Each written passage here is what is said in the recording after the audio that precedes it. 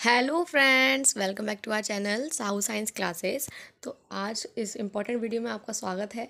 और ये जो वीडियो है बहुत इंपॉर्टेंट होने वाली है, क्योंकि आपका पेपर है केमिस्ट्री का और इसमें मोस्ट इंपॉर्टेंट चीज़ें जो रह कर जाती हैं बच्चे नहीं कर पाते। कभी कभी कुछ क्वेश्चन को इग्नोर मार देते हैं, लेकिन वो क्वेश्चन बहुत इंपॉर्टेंट होते हैं। मैं वही क्वेश्चन आपको करवाने वाली हूँ।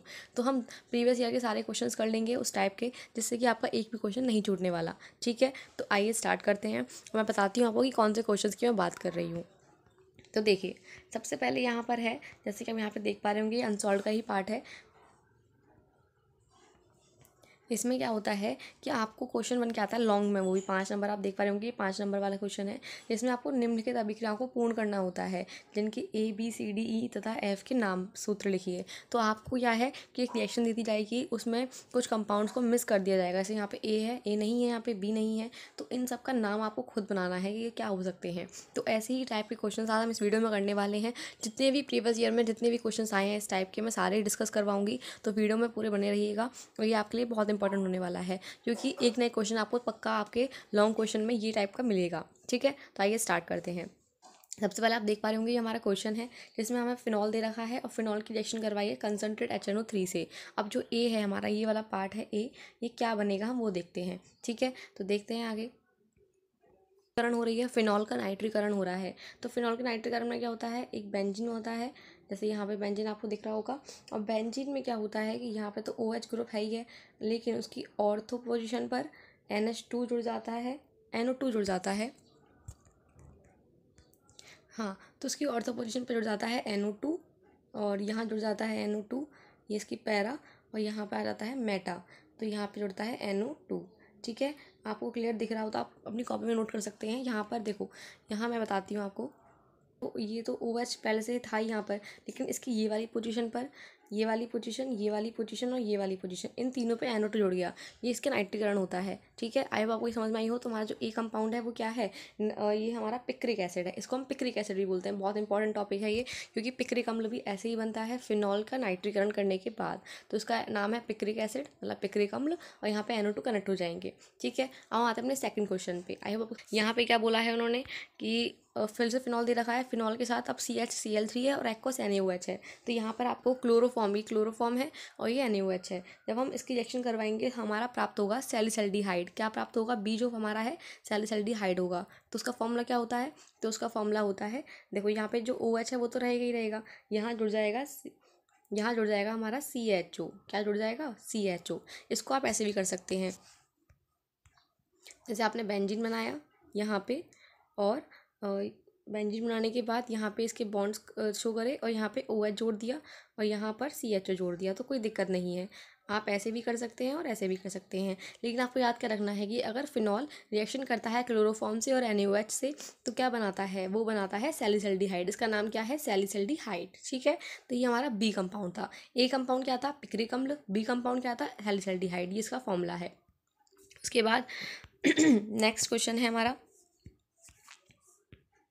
नेक्स्ट क्वेश्चन, जैसे कि यहाँ पे देख पा रहे हो आप कि हमें दे रखा है ये CH3CH2CH2O, CH3CH2 और CH3। यहाँ पे ये पूरी एक चेन बन रही है, जिसमें ये ग्रुप है हमारा, फंक्शनल ग्रुप है, और ये हमारे प्रीफिक्स हैं, और इनकी रिएक्शन हो रही है HI से। HI का मतलब होता है यहाँ पे इनका अपचयन हो रहा है।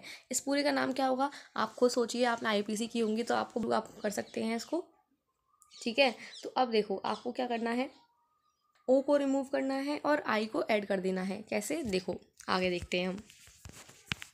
तो आगे देखते हैं, तो देखो यहाँ पे ये चीज़ हो रही है, ये हमारा गिब्स का साइन लग रहा है यहाँ पे। तो अब जो पहले जो क्वेश्चन था CH3CH2CH2OH, और जो दूसरा वाला पार्ट उसे ब्रेक कर दिया, यहाँ पे I आ गया। तो ये हमारा C कंपाउंड बन गया और ये D कंपाउंड बन गया। कैसे बना, देखो यहाँ पे मैंने बताया था आपको कि यहाँ पे क्या है, CH3CH2CH2, और यहाँ पे है O। तो इस पे जो ये ऑक्सीजन है और ये कार्बन है, यहाँ पे जो बॉन्ड बनना है वो ब्रेक हो जाएगा। तो अब जो ये हाइड्रोजन है वो आ जाएगा ऑक्सीजन के पास, क्योंकि जब बॉन्ड ब्रेक हुआ है तो उसकी बैलेंस ही डिसबैलेंस हो गई, तो ये O के पास आ जाएगा। और जो ये I बचा वो इस वाले पार्ट पे आ जाएगा। तो यहाँ पे बन जाएगा CH3CH2CH2OH, और ये जो बॉन्ड अलग करके प्लस लगा देंगे, और प्लस लगाने के बाद क्या हो जाएगा, यहाँ पे I जुड़ेगा, तो यहाँ पे आ जाएगा ICCH2CH3, और ये चीज़ जो पहले से है वो तो वैसे ही रहेगी। तो ये हमारा जो सी कंपाउंड है उसमें OH का मतलब प्रोपेनॉल बनेगा, और जो हमारा डी कंपाउंड है उसमें आई जुड़ जाएगा। ठीक है, तो ऐसे ही क्वेश्चन होगा। अगर आपको ये रिएक्शन अच्छे से देखनी है तो देखो ये इसका आंसर है, ये रहा, ऐसे बन रहा है। यहाँ पे OH आ गया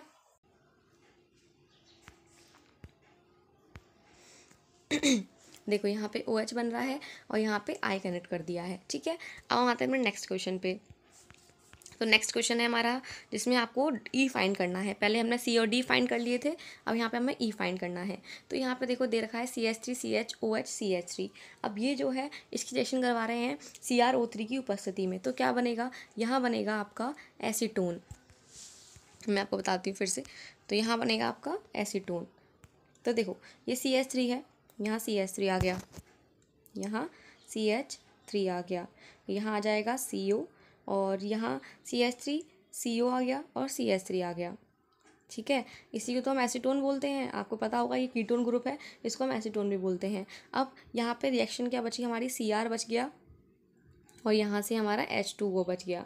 तो आप जाके देख सकते हैं अच्छे से, इसको आप खुद ट्राई कीजिएगा और आराम से देख सकते हैं। इसका आंसर क्लीन आंसर देखिए, ये रहा, यहाँ पे देख पा रहे हैं CH3 CO CH3 है और Cr है और H2O है। ठीक है, अब नेक्स्ट क्वेश्चन है, और उसमें पहले मैं ई फाइंड किया था, इसमें हमें एफ फाइंड करना है। तो हमें दे रखा है कार्बोक्सिलिक एसिड जिसको हम एसिटिक अम्ल बोलते हैं, और यहाँ पे LiAlH4 और H2O का यूज़ किया गया है। तो याद रखिएगा कि जो ये LiAlH4 है इसका यूज़ होता है अपचयन में। तो अपचयन का मतलब क्या होगा कि ऑक्सीजन गायब हो जाएंगे और हाइड्रोजन ऐड हो जाएंगे। तो देखो यहाँ पे क्या बनेगा, कार्बोक्सिलिक अम्ल था पहले, अब यहाँ बन गया हमारा एथिल अल्कोहल। तो इसका मतलब क्या हुआ कि अगर हम कार्बोक्सिलिक अम्ल, ये O है, अगर हम कार्बोक्सिलिक अम्ल का अपचयन करवाएंगे तो हमारा एथिल अल्कोहल प्राप्त होता है। तो ऐसे हमने ये क्वेश्चंस करे हैं जिसमें आपको A B C D E की पहचान करनी थी।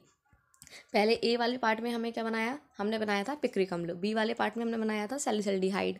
सी वाले पार्ट में और डी वाले पार्ट में क्या बनाया था, एक में बनाया था हमने अल्कोहल और एक में हमने आई को जोड़ दिया था, जो हमारा हेलो एल्केन्स बन सकता है। ठीक है, हेलो एल्केन बनता है। उसके बाद ई वाले पार्ट में क्या बनाया था हमने, कीटोन मतलब एसीटोन बनाया था, और एफ वाले पार्ट में एथिल अल्कोहल। ठीक है, ये सारे क्वेश्चंस के आंसर मैंने आपको दिखाई दिए हैं, क्लियरिटी से आपको देखने हैं तो ये हैं। उसके बाद अब हम नेक्स्ट करते हैं अपना नेक्स्ट क्वेश्चन करते हैं। तो देखो अब ये ऐसे टाइप के भी क्वेश्चन आ सकता है। ठीक है, इसमें भी हमसे ABCD वगैरह पूछा जा रहा है, लेकिन पूरा थ्योरी रूप में आ गया है। कैसे, पढ़ लेते हैं एक बार। एक कार्बनिक यौगिक है, मतलब कि हमारा कोई कार्बन वाला कंपाउंड ही है, जिसका आणविक सूत्र हमारा C8H8O दे रखा है। तो ये हमारा ये दे रखा है। ठीक है, जो मेन चीज़ें उनको हम पढ़ते हैं। 2,4 DNP मतलब 2,4 डाई नाइट्रोफेनल हाइड्रोजीन अभिकर्मक के साथ नारंगी लाल अपक्षेप देता है। तो आपको याद रखना पड़ेगा कि ऐसा कौन सा कंपाउंड है जो ऐसा अपक्षेप देता है, नारंगी लाल अपक्षेप देता है। ठीक है, उसके बाद उन्होंने बोला है कि जो हाइड्रोक्साइड है, जो A है, सोडियम हाइड्रोक्साइड की उपस्थिति में आयोडीन के साथ गर्म करने पर एक पीले रंग का अपक्षेप बनाता है। तो जो यौगिक A था वो पहले 2,4 DNP से रिएक्शन कर रहा था, तो नारंगी लाल अपक्षेप दे रहा था। लेकिन यहाँ पे फिर उसने दूसरी बार सोडियम हाइड्रोक्साइड की उपस्थिति में आयोडीन के साथ रिएक्शन करी, तो हमारा क्या बनाया, पीले रंग का अपक्षेप बनाया। उसके बाद जो A है वो टॉलरेंट अभिकर्मक और फेलिंग विलेन को अपचयित नहीं करता। ये इंपॉर्टेंट पार्ट है। क्यों, क्योंकि इससे उन्होंने हिंट दे दी है कि कौन सा ऐसे कि कुछ कंपाउंड्स होते हैं जो फेलिंग विलन टॉलरेंट अभिकर्मक से अपचयित नहीं करते हैं। तो वो हमारे 2 टाइप्स के होते हैं। देखो जो हमारा एल्डिहाइड है वो हमारा फेलिंग विलेन और टॉलरेंट अभिकर्मक से रिएक्शन कर सकता है, लेकिन जो कीटोन होता है वो हमारा फेलिंग विलेन और टॉलरेंट अभिकर्मक से रिएक्शन नहीं करता। इसका मतलब जो ए कंपाउंड है वो कोई कीटोन ग्रुप ही होगा। ठीक है, और ना ही यह ब्रोमीन जल को वर्ण विहीन कर सकता है। समझ में आया? तो हमारा ए तो हमें क्लियर हो गया। अब क्या है, नेक्स्ट है यह क्रोमिक अम्ल द्वारा प्रबल ऑक्सीकरण से एक कार्बोक्सिलिक अम्ल बी बनाता है। तो अब देखो बी भी क्या है, एक कार्बोक्सिलिक अम्ल ही है, मतलब कोई कार्बोक्सिलिक ग्रुप ही होगा। तो इजी है, जिसका आणविक सूत्र क्या है, C7H6O2 है। यौगिक ए तथा बी को पहचानना है और प्रमुख अभिक्रिया को समझाना भी है। 5 नंबर में क्वेश्चन आया है, आप देख पा रहे होंगे। 5 नंबर का ही क्वेश्चन है और बहुत इंपॉर्टेंट क्वेश्चन है, बहुत ईजी क्वेश्चन है। आइए इसे डिस्कस करते हैं। तो देखिए ये डिपेंड करता है कि आपको इस क्वेश्चन की थ्योरी लिखनी है या नहीं लिखनी है। तो वो अगर लिखनी हो तो अच्छी बात है, क्योंकि आप इम्पैक्ट पड़ेगा एग्जामिनर पे भी जो चेक करेगा। तो देखो यौगिक ए जो है वो 2,4 DNP से अभिकर्मक के साथ नारंगी लाल अपक्षेप रंग बनाता है। अतः यह यौगिक एल्डिहाइड या कीटोन है। तो मतलब या तो ये एल्डिहाइड होगा या कीटोन होगा, मैंने आपको पहले ही बताया था। क्योंकि यह यौगिक टॉलरेंट अभिकर्मक तथा फेलिंग विलेन को अपचयित नहीं करता, इस कारण यौगिक ए कीटोन होगा। तो इस कारण ये क्या है, कीटोन होगा, क्योंकि मैंने बताया था रीजन रीज़न क्या है, जो हमारा एल्डिहाइड है वो फीलिंग विलेन को अपचयित कर देता है। यौगिक ए आयोडीन के साथ आयोडोफॉर्म परीक्षण देता है जिससे पीला अपक्षेप बनता है, अतः यह यौगिक मैथिल कीटोन होगा। अब यहाँ से क्या क्लियर हो गया कि ये मैथिल कीटोन है। अब आप कहेंगे कि हमें कैसे पता चलेगा, तो आपको याद करना पड़ेगा, कुछ और बात नहीं है बस। अब जो यौगिक ए है कि आणविक सूत्र क्या है, C8H8O है, तो उससे संकेत हमें मिलता है कि ये असंतृप्त यौगिक है। क्या है, असंतृप्त यौगिक है। लेकिन ये ब्रोमीन जल अथवा बायर अभिकर्मक को वर्णविहीन मतलब रंगहीन नहीं करता। इसका मतलब है कि ये बेंजीन वलय के कारण होता है, क्योंकि जो बेंजीन है वो बायर अभिकर्मक को रंगहीन नहीं करती। अगर ये नॉर्मल होता कंपाउंड हमारा तो वो कर देता। तो यौगिक ए, अब बाद में क्या बोला उन्होंने, जो यौगिक ए है वो प्रबल ऑक्सीकारक क्रोमिक अम्ल द्वारा ऑक्सीकरण से अन्य यौगिक बी, जिसका आणविक सूत्र ये दे रखा है, जिसमें एक कार्बन कम है, देता है, अतः यह कार्बोक्सिलिक अम्ल होगा। तो ये तो उन्होंने बता रखा था कि जो बी है वो कार्बोक्सिलिक अम्ल है। ये इस यौगिक बी के आणविक सूत्र से ज्ञात है कि यह बेंजोइक अम्ल होगा। क्या होगा, बेंजोइक अम्ल, क्योंकि C6H5 बन जाएगा उसका फॉर्मूला और COOH बन जाएगा। ठीक है, तो आइए स्टार्ट करते हैं कैसे इसकी रिएक्शन होगी। अब इसकी रिएक्शन हम देख लेते हैं एक बार हम। तो इसकी रिएक्शन क्या है, देखो। सबसे पहले हम, जो हमारा ए कंपाउंड था वो क्या था, हमने बोला था ना मैथिल कीटोन बनेगा, तो ये हमारा मैथिल कीटोन है।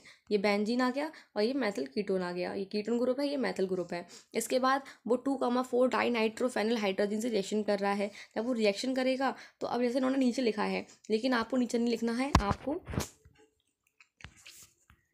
के सामने लिखना है। अब जैसे यहाँ देखो कि ये क्या कर रहे हैं, H2O, ये जो H2O वाला पार्ट है इसको माइनस कर मतलब इसको निकाल रहे हैं यहाँ से। तो जब H2O हमारा पानी वाटर निकल जाएगा तो अब यहाँ पे क्या बचेगा, जो C है उसके डबल बॉन्ड ब्रेक हो गए, तो अब वो C जो है N के साथ बॉन्ड बनाएगा, इस वाले N के साथ। तो यहाँ आ गया C double bond N, C के साथ CH3 था वो ऐसे ही आ गया, और यहाँ पे NH था वो NH ऐसे ही आ गया। और जो बेंजीन है इसके पास जो सेम रही है NO2 वाले कंपाउंड्स, तो वो ऐसे ही हैं। तो बस यहाँ पे वाटर मॉलिक्यूल को रिमूव कर दिया है और यहाँ पे बॉन्ड्स बन गए हैं। और अब क्या है कि ये इसका नाम क्या बन जाएगा, 2,4 DNP व्युत्पन्न, मतलब कि जो 2,4 DNP से बना हुआ है, नारंगी लाल अपक्षेप देता है, तो उसका जो कलर आएगा वो नारंगी लाल अपक्षेप मतलब नारंगी लाल कंपाउंड बनेगा। इसके बाद क्या है, अब जो हमने बोला था सेकंड टाइम पे कि जो यौगिक ए है, अब वो दूसरी बार में 3I2 मतलब आयोडीन से रिएक्शन कर रहा है NaOH की उपस्थिति में। अब क्या बनाता है वो, तो एक वो बनाता है आइडोफॉर्म परीक्षण। क्या बनाता है, आइडोफॉर्म परीक्षण बनाता है। तो यहाँ पे पहले देखो कुछ नहीं हुआ, C डबल बॉन्ड CH3 को यहाँ से हटा दिया है और ONA को यहाँ पे जोड़ दिया है, जैसे आप देख पा रहे होंगे। फिर 3Na बचेगा, 4 Na थे, 1 Na यहाँ चला गया, 3 Na यहाँ आ गई, और 6 I हैं तो 3 I यहाँ आ गए और 3 I यहाँ आ गए। तो मेन हमारा जो कंपाउंड बना है वो बना है आइडोफॉर्म, जो पीला अवक्षेप होता है। ठीक है, तो ये कंपाउंड ए ने ये बनाया है। वीडियो अच्छे बार देखेंगे ना तो आपको आराम से याद हो जाएंगे क्वेश्चंस, कुछ नहीं है इनमें। तो यौगिक अब कंपाउंड ए जो है अब वो उसका ऑक्सीकरण करवाते हैं क्रोमिक अम्ल की उपस्थिति में।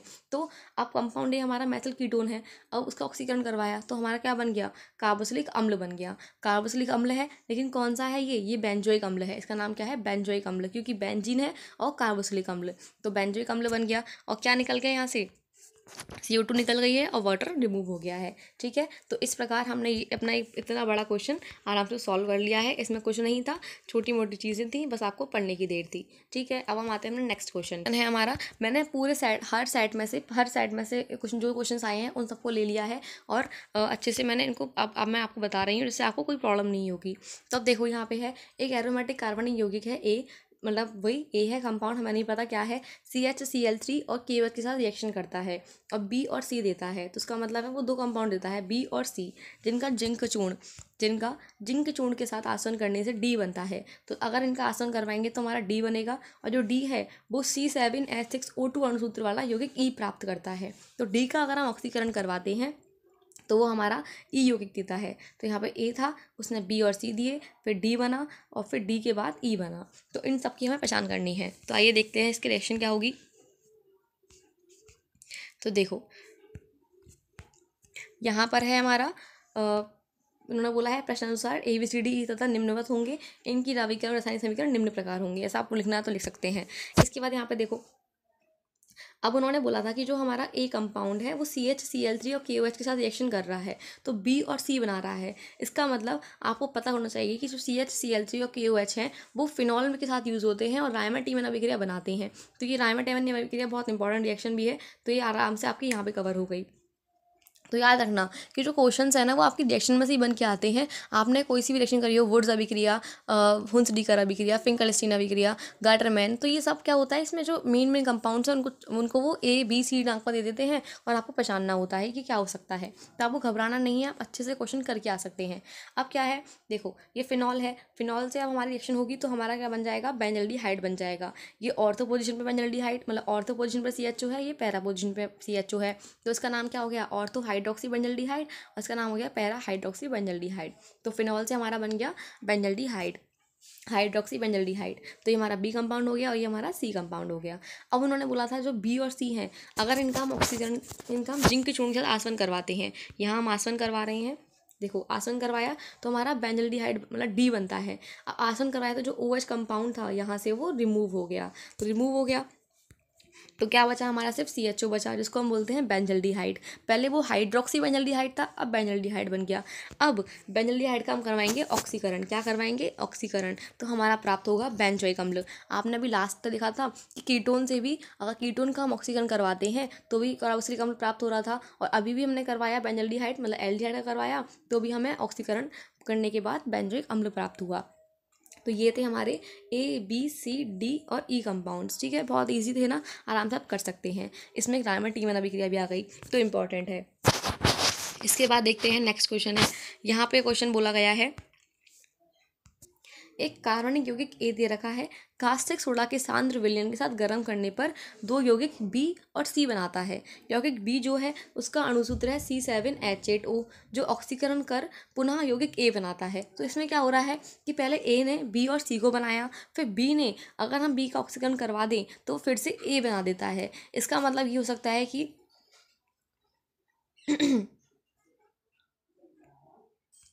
या तो ये अल्कोहल वगैरह हो सकता है, क्योंकि अल्कोहल से अगर हम ऑक्सीजन करवाएंगे तो एल्डिहाइड बन जाएगा, क्योंकि हाइड्रोजन वहाँ से रिमूव हो जाएंगे। ठीक है, तो अब उन्होंने क्या बोला फिर आगे, यौगिक C जो है वो सोडा लाइम के साथ गर्म करने पर बेंजीन बनाता है। A B और C की संरचनाएं बतानी है और आवश्यक समीकरणों को भी लिखना है, मतलब रिएक्शन को करना है। अब यहाँ पे देखो थ्योरी पढ़ लेते हैं थोड़ी सी।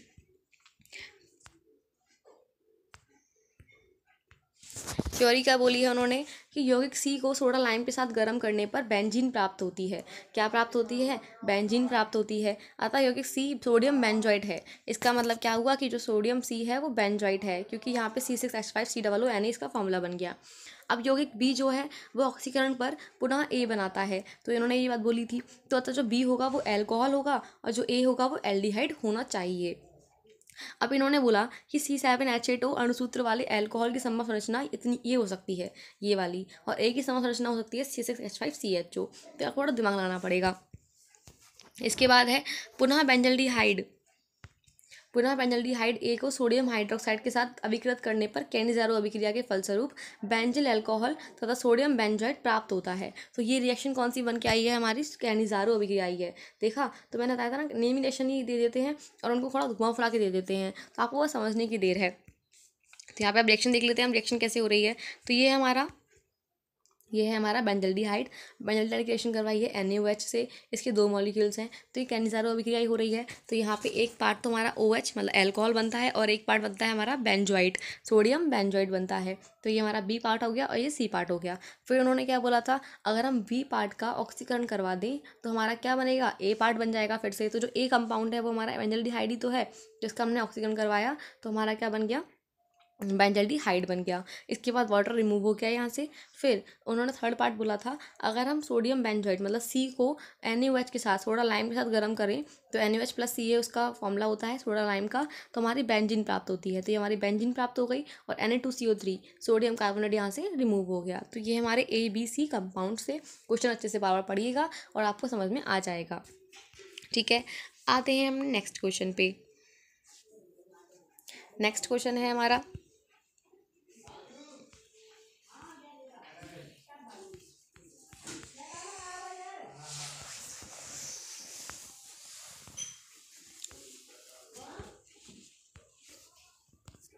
नेक्स्ट क्वेश्चन है, एक कार्बनिक यौगिक A दे रखा है, अपचयन पर यौगिक B देता है, जो नाइट्रस अम्ल के साथ एथेनॉल देता है।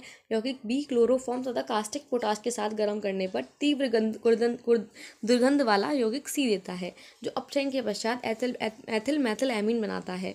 A B और C की संरचना सूत्र बताने हैं। तो देख लेते हैं एक बार।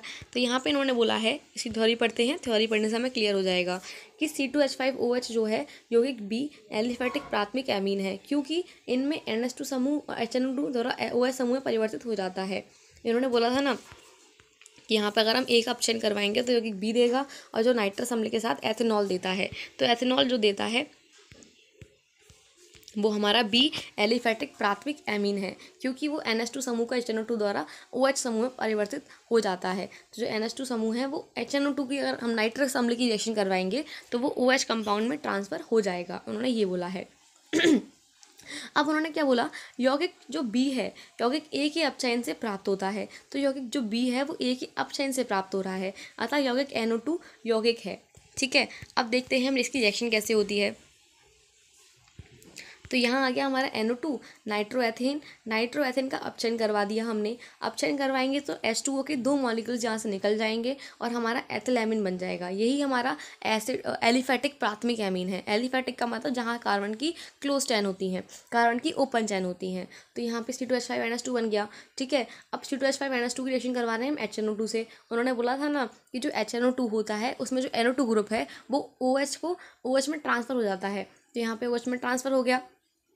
इसके बाद क्या हुआ, अब जो हमारा यौगिक बी है, यौगिक बी की रिएक्शन करवाएंगे हम क्लोरोफॉर्म से और पोटाश से, 3KOH से। ठीक है, पोटेशियम हाइड्रोक्साइड से। तो अब हमारा क्या बनेगा, तीव्र गंध युक्त वाला एथिल आइसोसाइनाइड बनेगा। क्या बनेगा, एथिल आइसोसाइनाइड बनेगा। C2H5 है पहले से ही, यहाँ पे N भी है, बस ये जो C ग्रुप है, जो हमारा C कंपाउंड है वो यहाँ आ जाएगा।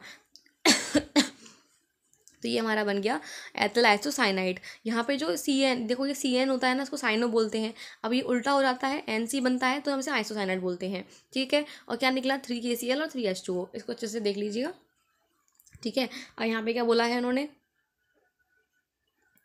कि अब आगे क्या है कि C2H5NC जो है, मतलब जो हमारा क्या कहते हैं एथिल आइसोसाइनाइड है, वो हमारी अपचयन करने पर एथिल मैथिल देता है। क्या देता है, एथिल मैथिल देता है। तो ये हमारा आइसोसाइनाइड है, इसका अपचयन करवाया तो यहाँ पे हमारा बन गया एथिल मैथिल एमीन। ये एथिल ग्रुप, ये मैथिल ग्रुप और ये एमीन ग्रुप। इसकी रासायनिक अभिक्रिया निम्न प्रकार से ये वाली हो सकती है। अब उन्होंने बोला था कि A, B और C की संरचनाएं बताइए, तो कैसे बताओगे। सबसे पहले हमारा जो A कंपाउंड था वो क्या था, नाइट्रोएथेन था।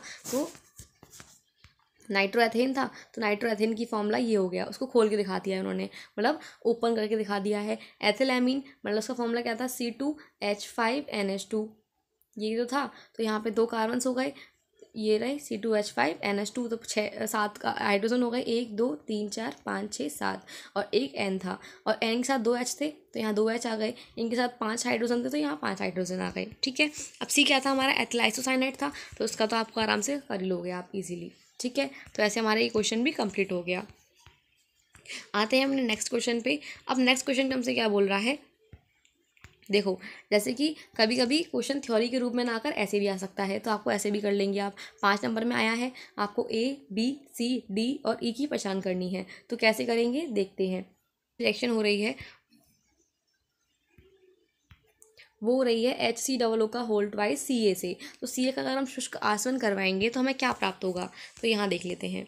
अब देखो यहाँ पे क्या हुआ है कि इन्होंने HCOO2 का होल ट्वाइस था, उसको खोल के दिखा दिया है, और Ca दोनों से कंबाइंड हो रही है। तो अब यहाँ से क्या निकल जाएगा, हमारा CaO3 Ca, और जो O3 हैं वो यहाँ से निकल जाएंगे। क्या निकल जाएगा, CaCO3 यहाँ से निकल जाएगा। क्या बचेगा, HCHO। क्या बचेगा, HCHO। यहाँ से HCHO निकल गया, जिसे हम मेथनॉल बोलते हैं या फॉर्मल्डिहाइड भी बोलते हैं, और कैल्शियम कार्बोनेट यहाँ से रिमूव हो चुका है। अब जो मेथन पे हम जब HCHO को गर्म करेंगे NaOH के साथ, तो हमारा प्राप्त होगा HCOONA। क्या प्राप्त होगा, HCOONA, जो हमारा सोडियम फॉर्मेट होता है, ये हमारा B कंपाउंड हो गया, और बाकी जो हिस्सा है वो हमारा CH3OH निकल गया है। ठीक है, अब नेक्स्ट रिएक्शन है।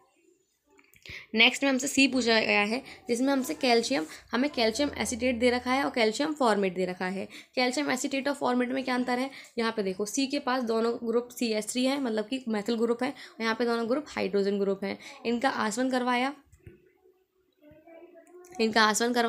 तो हमारा बन गया है कि CH3COO का होल ट्वाइस Ca है। Ca का हमने शुष्क आसवन करवाया। अब इसको उन्होंने खोल के दिखा दिया है। खोल के कैसे दिखाया है, यहाँ पे देखते हैं। तो देखो ये हमारा कैल्शियम एसिडेट है और ये कैल्शियम फॉर्मेट है। इसको खोल के दिखाया। अब यहाँ पे आपको दिख रहा है ना ये चीज़, ये क्या है, यहाँ से रिमूव हो रही है और क्या बन गया, 2CaCO3 बन गया और 2CH3CHO बन गया। ये हमारा एसिटल्डिहाइड हो गया। अब इनकी रिएक्शन हमने करवाई HCN से, तो HCN से करवाएंगे तो हमारा बनेगा 2 हाइड्रोक्सी प्रोपेन नाइट्राइल, जैसे यहाँ बन रहा है। देखो ये जो चीज़ है ना, ये वाला कंपाउंड, इसको हमने यहाँ पे OH ग्रुप आ गया, यहाँ पे CN ग्रुप आ गया, हाइड्रोजन था ही। अब वाटर से रिएक्शन करवाई तो हमारा COOH बन गया। यहाँ पे क्या बन गया, COOH, और जो CN था यहाँ से निकल चुका है और यहाँ पे अमोनिया बाकी आ गया। तो बस ऐसे हमारी D और E कंपाउंड्स हो गए। ये हमारे 5 कंपाउंड्स हो गए। आप इन्हें अच्छे से नोट कर लीजिएगा। तो इस प्रकार हमने इस टाइप के जो क्वेश्चंस हैं वो हमने कर लिए हैं। तो इस प्रकार हमने जो ABCDEF कुछ भी फाइंड करने को आए तो आप कर सकते हैं, क्योंकि आपका एक नया क्वेश्चन इसमें से ही फंसने वाला है। ठीक है, और 5 नंबर का है तो अच्छे से करके जाइएगा। और अगर वीडियो अच्छी लगी हो तो प्लीज़ लाइक कीजिए, शेयर कीजिए, चैनल को सब्सक्राइब भी कर लीजिएगा। और जो भी फ्रेंड्स आपके जिनको भी नीड है इन चीज़ों की, उनको शेयर कर दीजिएगा। पूरी प्लेलिस्ट बन रही है केमिस्ट्री की, आप जाके देखिएगा। आपका पेपर बहुत अच्छा होने वाला है। All the best. Thank you so much.